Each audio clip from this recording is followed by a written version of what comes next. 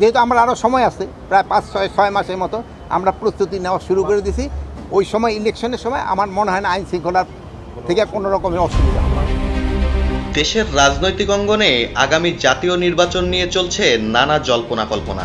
গত কয়েক মাসে জাতীয় ও স্থানীয় নির্বাচন আগে পরে নিয়ে মতভেদ সৃষ্টি হয়েছে রাজনৈতিক দলগুলোর মধ্যে। আবার কারো দাবি আগে সংস্কার পরে নির্বাচন। এতে করে নির্বাচনের রোডম্যাপ ঘোষণা নিয়ে রাজনৈতিক দলগুলোর ভিন্ন ভিন্ন অবস্থানের কারণে রীতিমতো দোটানায় পড়েছে অন্তর্বর্তী সরকার। এসব নিয়ে যখন জল্পনা কল্পনা তুঙ্গে, ঠিক তখনই এলো নির্বাচনের দিনক্ষণ নিয়ে সাড়া জাগানো এক ইঙ্গিত। আগামী 5 মাস পরেই জাতীয় নির্বাচন হতে পারে, এমনটা ধরেই প্রস্তুতি নিতে শুরু করেছে আইন শৃঙ্খলা বাহিনী। খোদ স্বরাষ্ট্র উপদেষ্টা জাহাঙ্গীর আলম চৌধুরীর বক্তব্যে উঠে এলো চাঞ্চল্যকর এই তথ্য। RICL TMX, যুগের পর যুগ স্থাপনা থাকে মজবুত।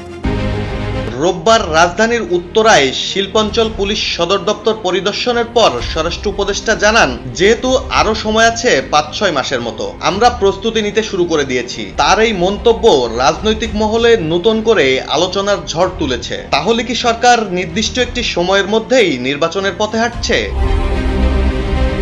বিভিন্ন রাজনৈতিক দলের পক্ষ থেকে নির্বাচনের সুষ্ঠু পরিবেশ নিয়ে প্রশ্ন তোলা হলেও স্বরাষ্ট্র উপদেষ্টা সে বিষয়ে সরাসরি কোনো মন্তব্য করতে রাজি হননি। তিনি স্পষ্ট করে বলেন, রাজনীতিতে অনেকে অনেক কথা বলেন, এটা তাদের জিজ্ঞাসা করতে পারেন। আমাকে যদি জিজ্ঞাসা করেন, আমি ওনাদের প্রশ্নের উত্তর দেব না। তবে তিনি জোর দিয়ে বলেছেন, আমাদের প্রস্তুতি ঠিক আছে, আমাদের প্রস্তুতির কোনো ঘাটতি নেই।